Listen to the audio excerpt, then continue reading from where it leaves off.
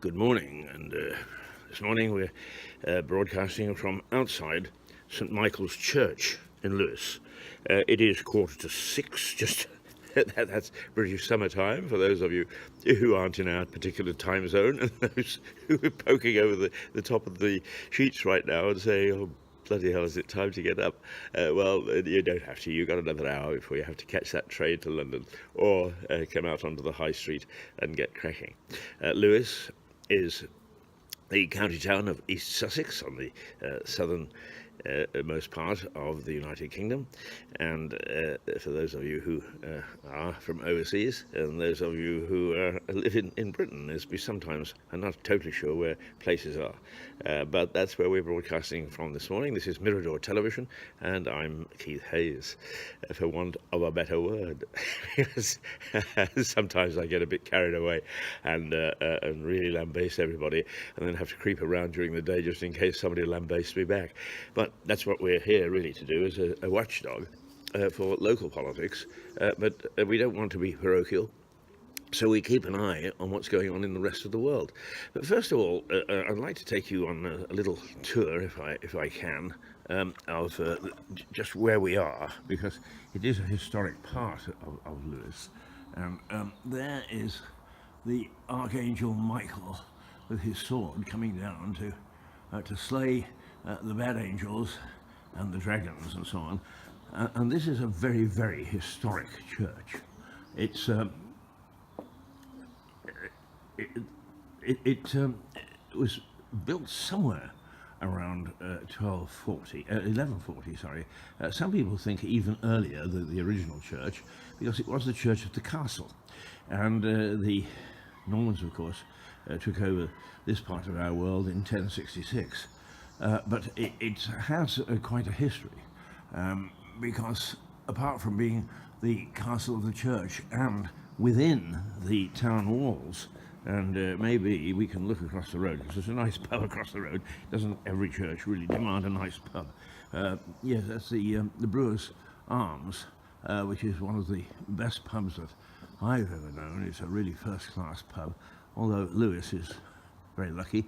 It's got first-class pubs, but just there is Bull House, and Bull House is where Tom Paine was the excise officer, in other words the customs man, before he left for the United States, and it was from there that he came across the road.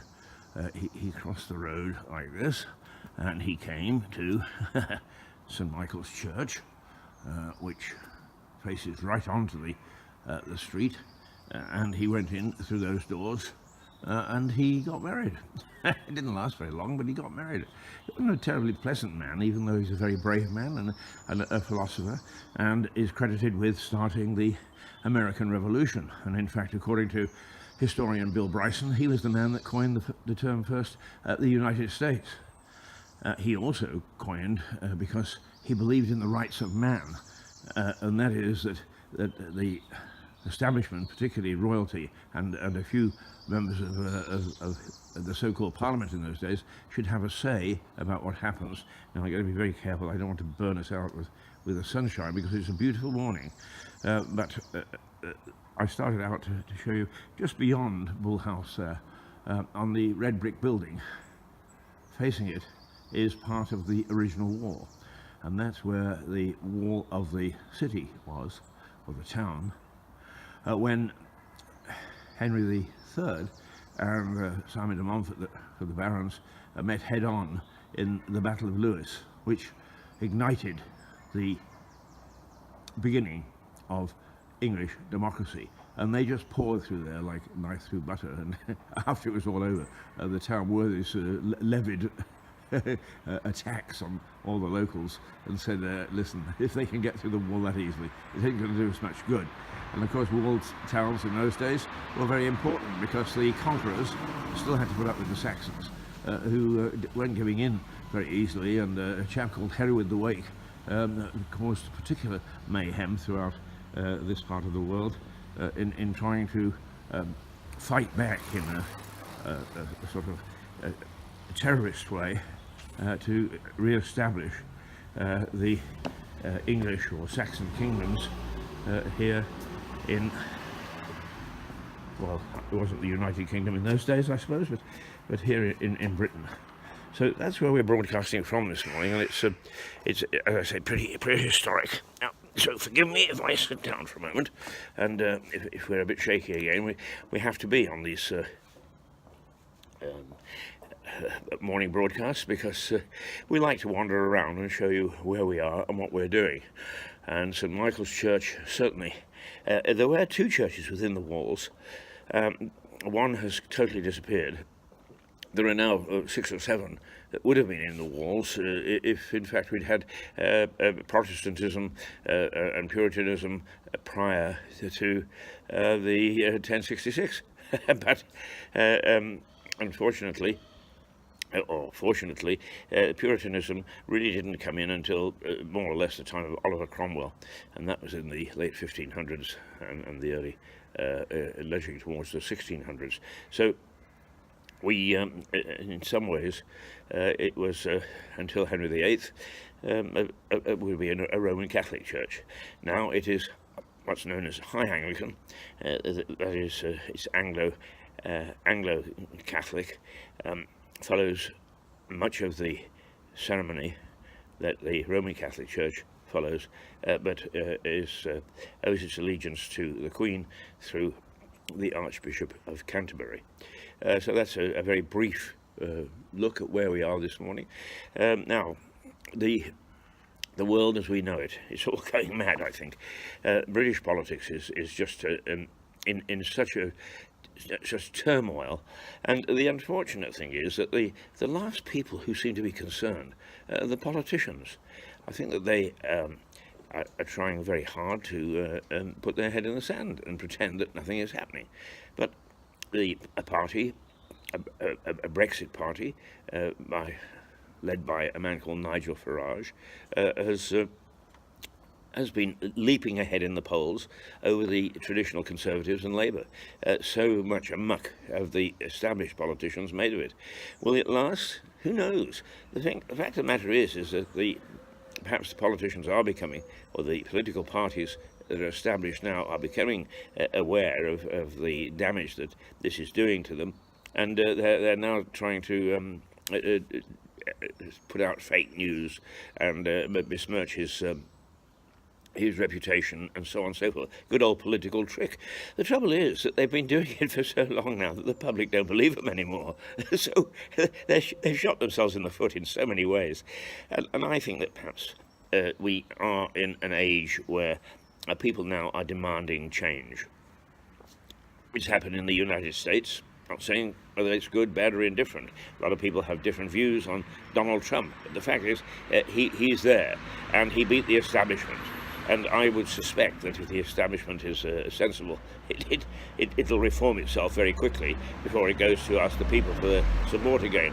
It happened in Canada with Justin Trudeau, the son of perhaps a rather famous Canadian Prime Minister, Pierre Trudeau.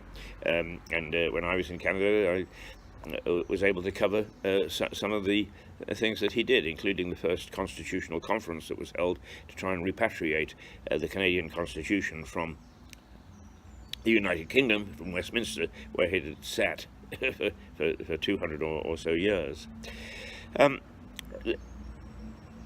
British politics in a mess. What's the shakeout going to be? I don't know, because although it seems to be that there's a lot of EU versus, and there's the early morning bus on the way to Brighton. It's about half full, so some of the workers are on tap this morning. People tend to sort of paint the EU Brexit issue in black and white terms. The fact of the matter is that the EU is in problems too, and it refuses to change as well.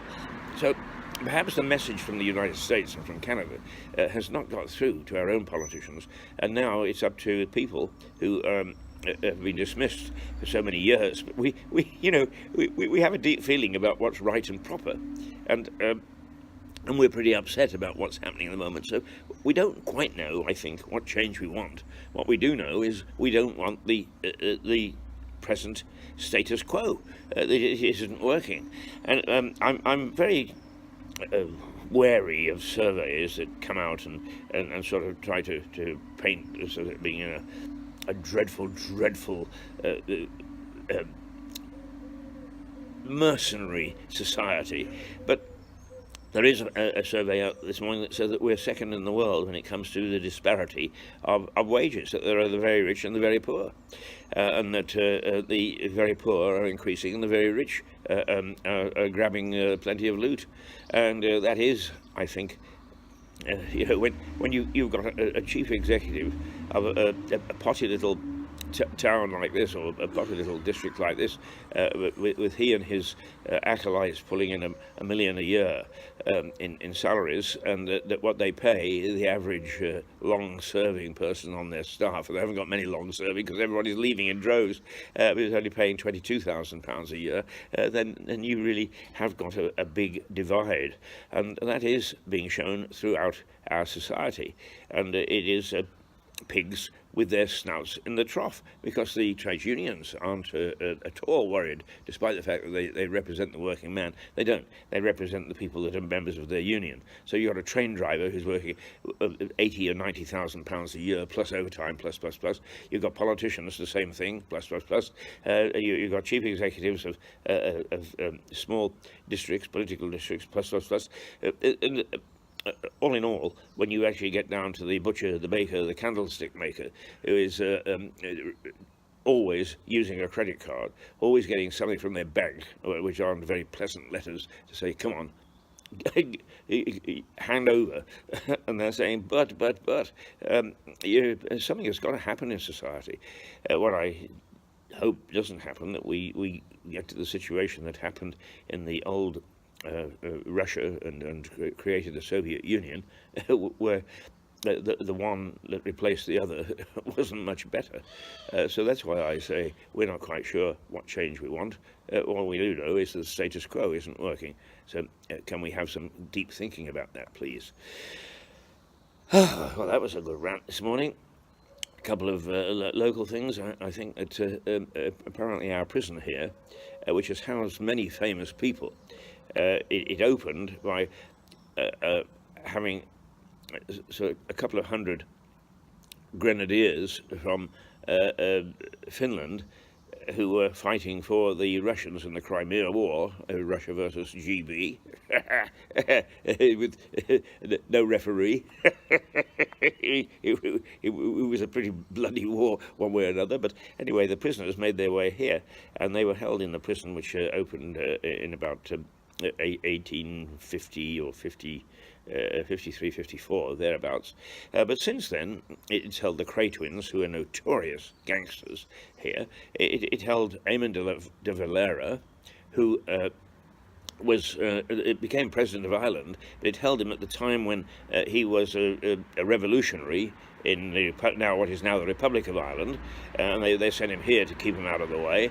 And it's had one or two more, the famous onion pie murderess, who actually stuffed arsenic in her husband's onion pie, and eventually they caught her, and she was hanged outside that prison, and in about 1850 some odd, and 4,000 people turned up to watch her hang, and that's where the term gala comes from. When you next are invited to a gala or decide to have a gala day, remember where the saying came from. It's from gallows. That's where that came from. Anyway, that prison is going to be now go under national supervision, because it's not doing very well. It's had a few riots and a few escapes, and all in all, hasn't been particularly well managed. Although that does seem to be a theme of everything in our society at the moment. That's why I think we're in a mess, and why we need some serious thinking from serious people. I'm not a serious person. I'm just a loudmouth. I just go blah, blah, blah, blah, blah, blah, blah, blah. Do something, expecting other people to do something. But I think that's what the public are saying. You know, the politicians stand up in Parliament and say the people don't know anything. Leave it to us, leave it to us. Well, we've left it to you, and you haven't done a very good job. So if we leave it to you again, we can't expect anything better. So I think the time has come where the people's voice must be heard, saying, come on, get your act together, or somebody get their act together. We need change, and we need it rather sooner than later. Anyway, that's Keith Hayes, and I'm in St Michael's Church. here it is, an ancient church in Lewes. And I attend the services here, like them very much. It is a very ancient church with a great history. And I won't see you there on Sunday, but I'll let you know what went on. Tiddle pip.